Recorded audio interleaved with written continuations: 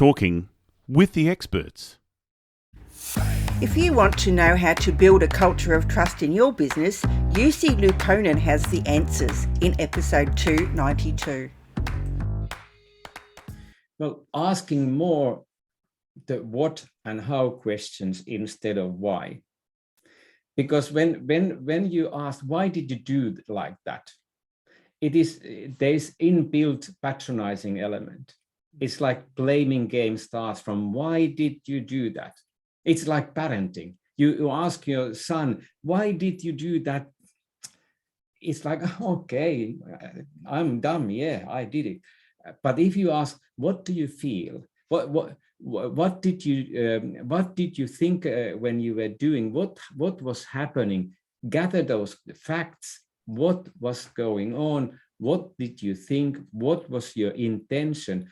How did you try to do it? Okay, there were some things that didn't go as planned or backfired, but how did those things happen and what was going on? Welcome to Talking with the Experts. This is where we discuss great ideas to take your business to the next level.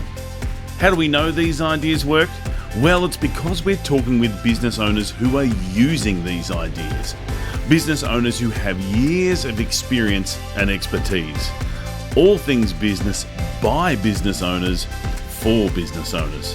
And now, here is your host, Rose Davidson. Hello and welcome to Talking with the Experts. I'm your host, Rose Davidson from rosedavidson.com. Talking with the Experts is about all things business by business owners for business owners. You can find it on all good podcasting streaming platforms and on YouTube. Now, I want to ask you a question.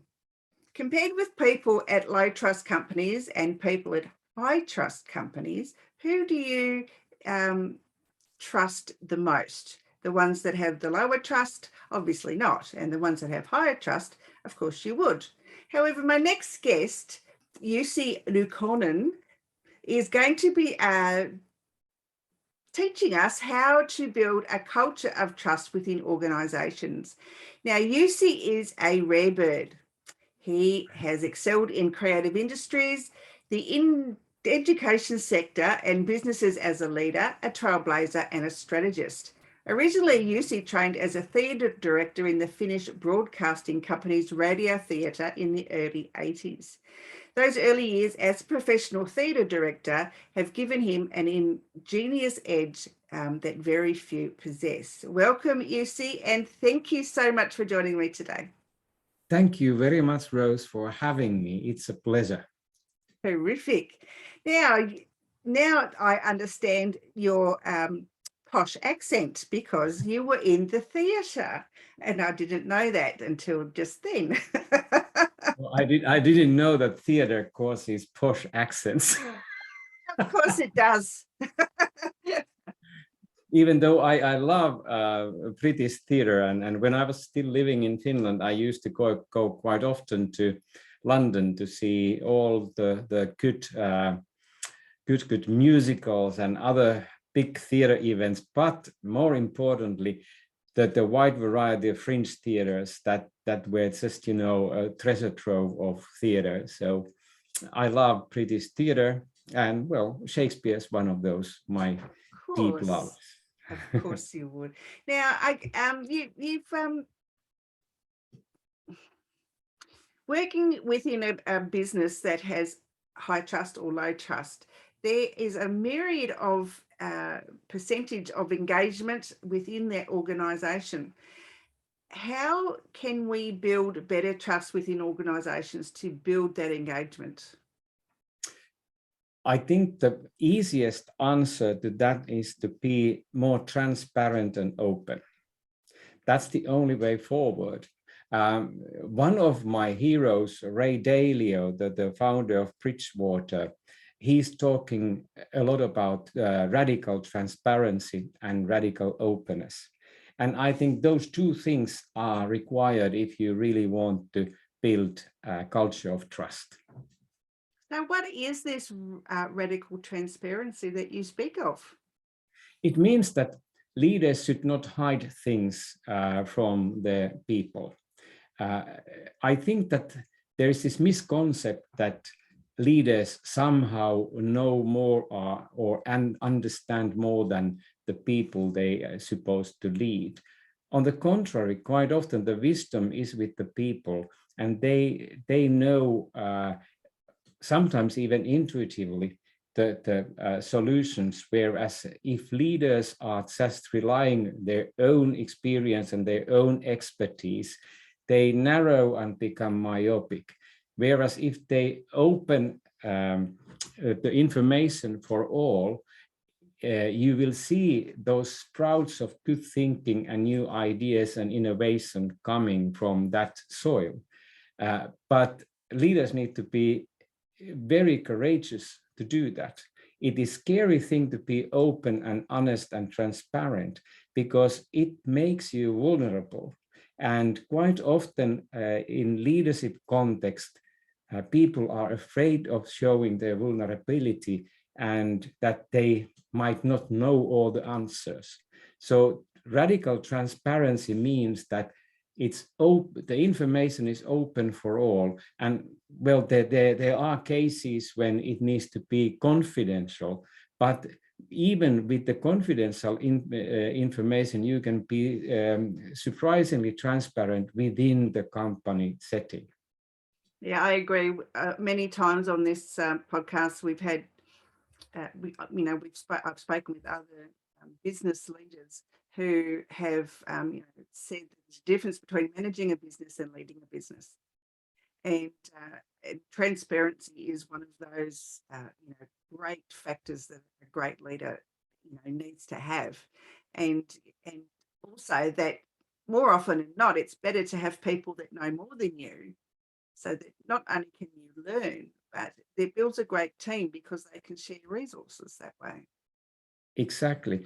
And when there are more people to share the same information, it is then easier to find, for example, those cracks that, can be problematic. So more balls of eyeballs will recognize dangers easier. It is just, changing a bit, but still we have a lot of business leaders who are afraid of opening up and being vulnerable. And it leads to almost cliche of growth mindset. Neuroscientists have been promoting the idea of growth mindset. You need to be open, you need to grow all the time, otherwise you are stagnating or going backwards. And in traditional corporate settings, the power structures are still so strong that it is easy to go behind those power structures. And quite often those leaders are tiny little personalities with big power. And that imbalance will then hurt the company in the long run, because those innovative, creative, and efficient, productive people, they see through this kind of crap and they leave first. So when you have a leadership problem, one element of that is that those who are the most valuable for the company are then the ones who leave first. And if that's not recognized, it can even destroy the company.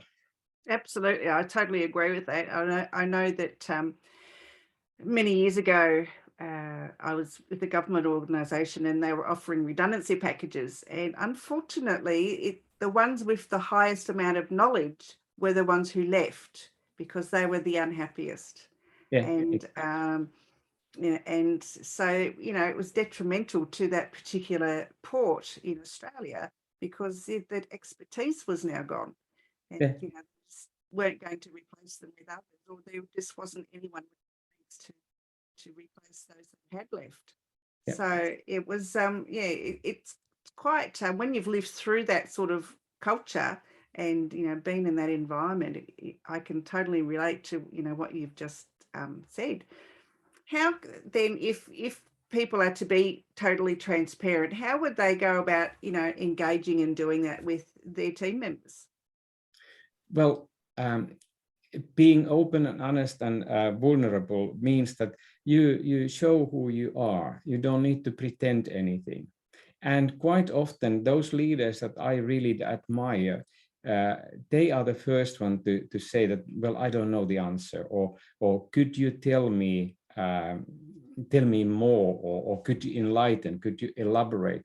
One of those fantastic leaders, David Marquis, who wrote this book, what was the name of the book? Leadership is Language. In his book, Leadership is Language, he has this story, true story about one ship that was sailing straight to the huge tropical storm, even though all the data, information, everything was pointing out that it will be really dangerous. And the captain and the way he spoke to his people, in terms of language, managed it impossible for people to take right action, and on the against all the common sense, they were sailing right through that storm, and they all drowned. So there were, I don't remember how many dozens of people drowned in that storm, but then they managed to save the black box of that ship. And Marquis was able to have the transcripts of the discussions, and he could show that actually it was the language that what the captain was using was blocking all the warning signs. So when we talk with our team members, whether it's upstream or downstream, we need to be careful about the language what we are using, because language can in very subtle way block innovation and cause, a lot of tension between people, even though we don't even see it. And that's why the leaders need to be very self-reflective in the way they talk, the way they use their language, and encourage other people to use language. It is not cancel culture or walking on eggshells or being afraid of everything I say can be used against you, but it is the way of helping other people, not top down, but top up, so that, leaders raise people up and not put them down.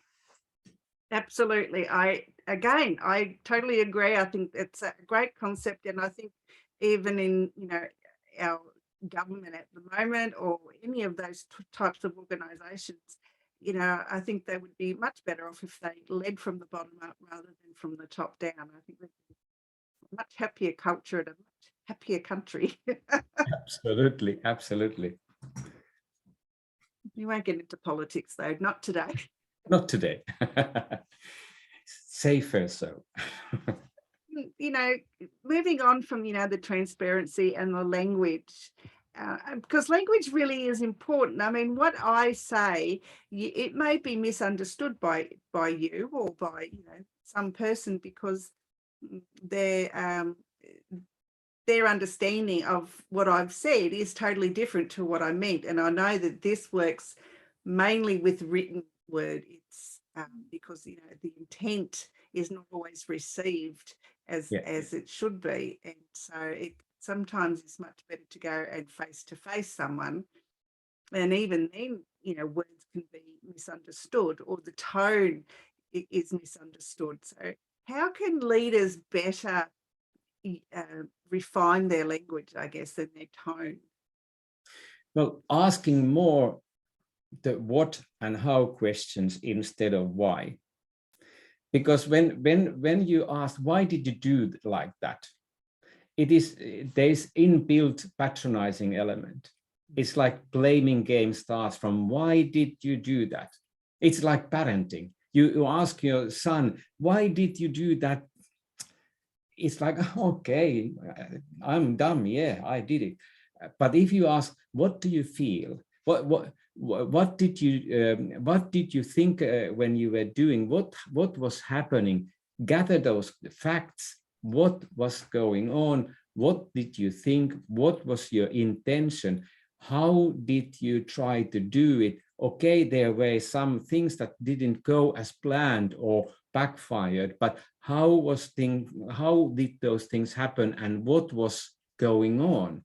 And then when people start to elaborate, they usually, when they start to elaborate the situation, they come up with new angles, new ways of looking at those things, and self-reflection starts to take place instead of leader having, blaming game going on.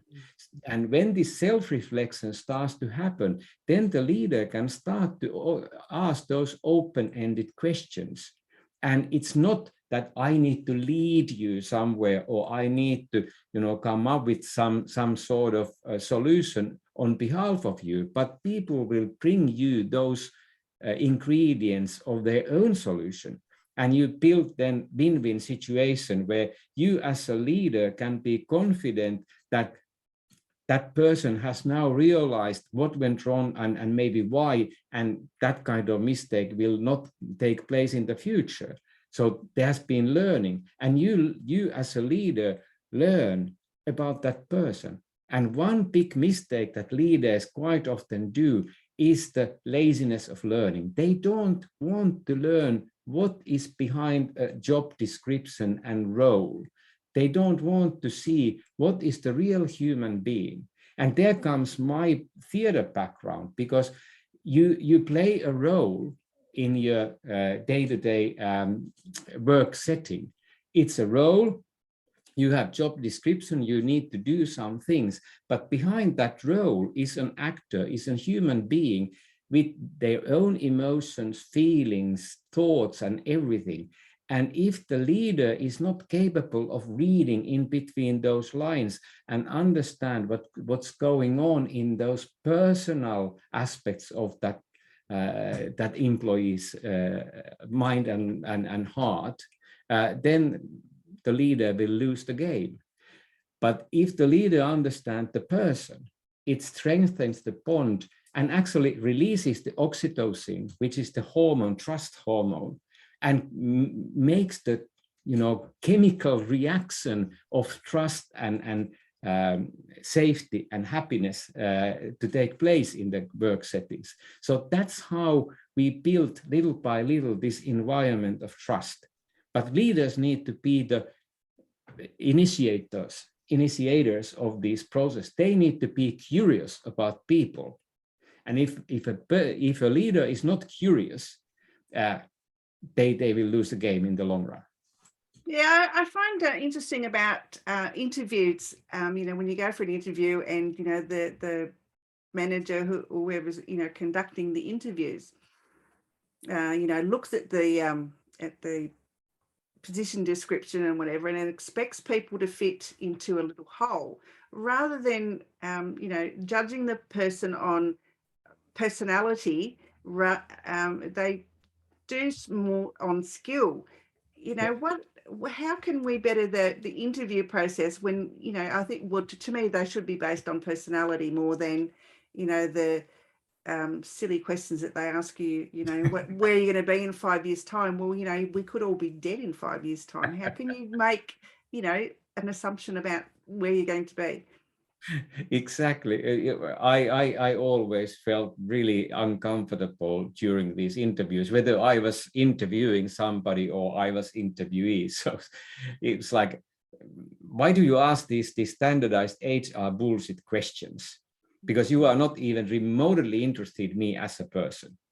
And my skills are always more than any job description. There might be something that is useful, but more important is not the skill, but my attitude and approach to work.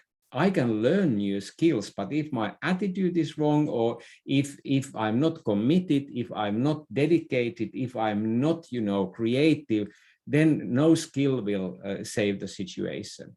And those interview questions, I remember once I was in a panel a few years back, and there was this HR business partner who was so full of herself that her questions were leading the witness, Your Honor. It was unbelievable. I was watching it happening when, you know, this business partner got there was the lady who applied the job. She was really clever, and she was just, you know, feeding those answers to that lady. And after the interview, the business partner was, oh yes, I got so much out of that person. I didn't say, but I was thinking, you didn't get not a single thing out of that person. That person was just manipulating and giving you those answers because you were not observing, you were not interested in that person, but you were trying to, you know, be a, you know, brilliant, you know, hiring HR manager. Yeah. It was Yes. so ridiculous and funny. Yes. Yeah. I've been a candidate on several panels, you know, exactly like that. And they have no interest in me as a person. They just want to know if I could answer the questions. And, you know, it was like, who could answer the questions the best was the person who got the job. And really that's not the way interviews should be conducted at all. Exactly. It's more about passion. You need to ask and get people to talk what they are passionate about. What are their values? What are the things that make them tick? Yeah. And then the skills and all those things. Okay, if you have done your master's degree, if you have this and that and one other certificate, fine. But if you don't have the passion for the work, if there's nothing that makes you tick, it's waste of both persons' time. But education doesn't necessarily make you smart. I mean, you can have all the degrees that you like, but you could, you know, be the be all of end all, but it doesn't actually make you smart in the real world. It just makes you clever in the academic world. Yeah, and then sometimes those clever academics with 3 PhDs, they are total pricks. Yeah, absolutely. You know, they have no personalities, and yeah, we're not going to go there either. Yeah, but well, on the other hand, there are plenty of good academics, but now that the whole way that academia has been set up is, you know, the Western countries have set up academia to fail. And it's another thing. Sir Ken Robinson was one of the trailblazers of new education and new ways of creative pedagogy. He passed away a couple of years ago, but you know, his legacy is still there, and I think, you know, his warning signs should be listened by all educators, but not only educators. Also, business leaders should go to and watch Sir Ken Robinson's TED Talks and start to think how I'm applying educational, pedagogical principles, andragogic principles into my leadership, because leaders who don't understand pedagogy and learning and those things, they are, in my books, they are not very clever leaders.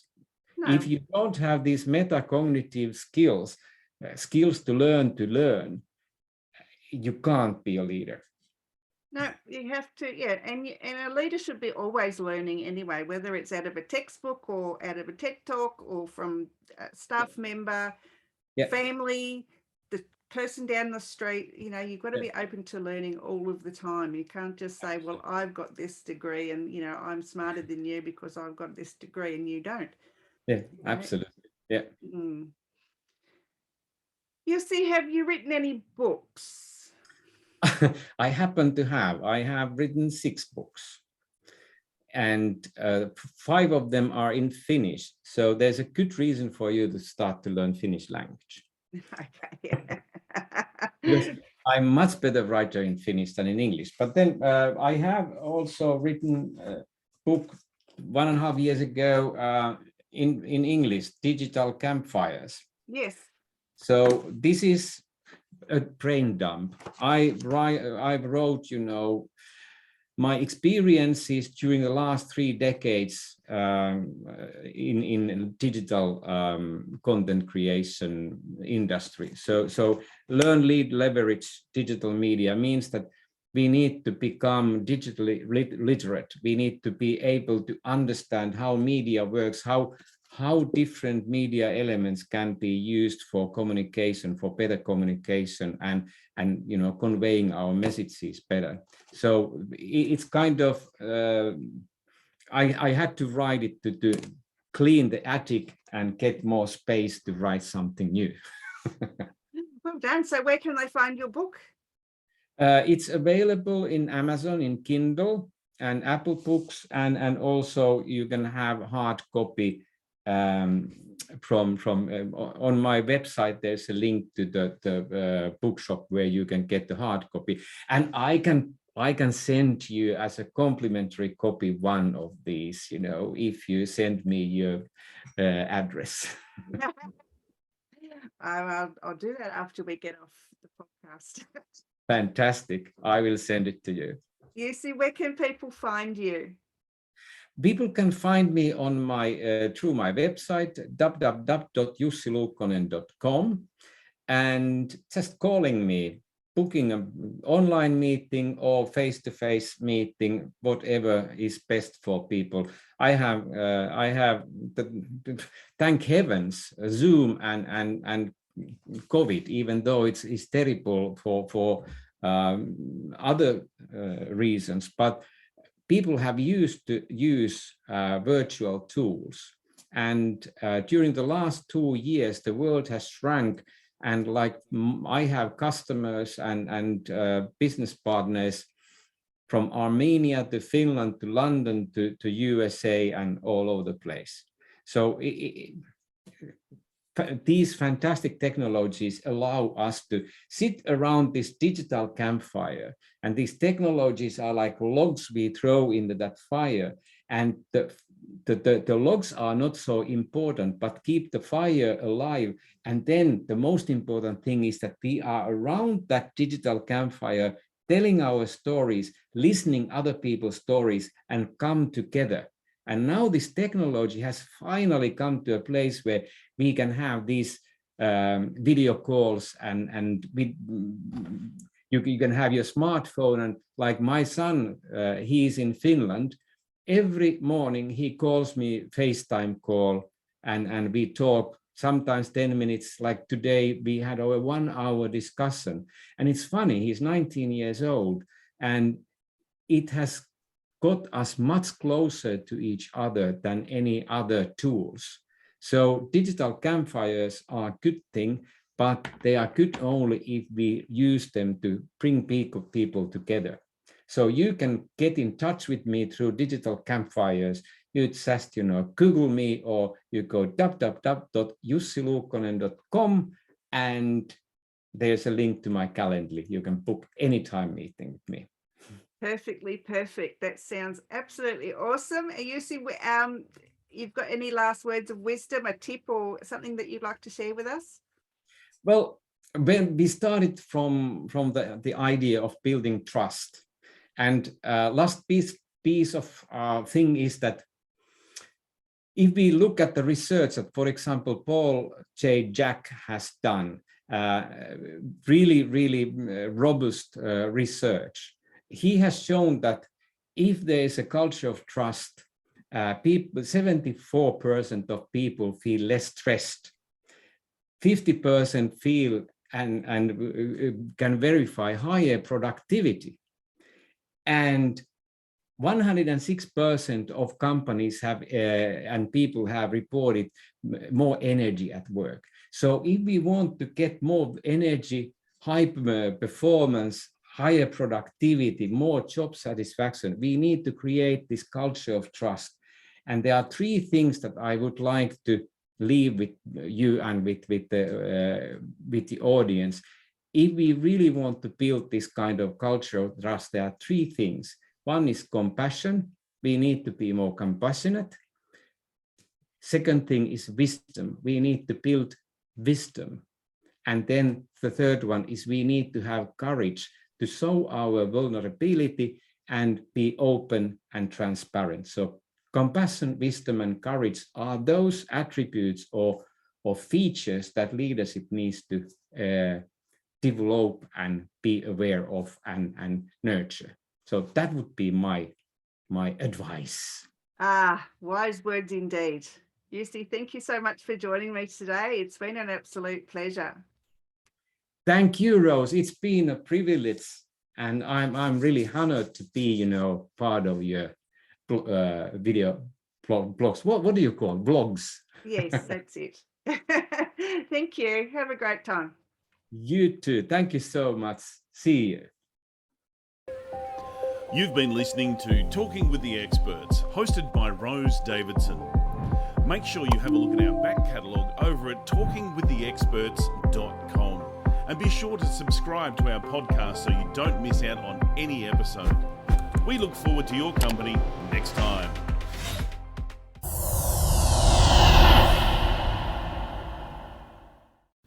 Talking with the Experts.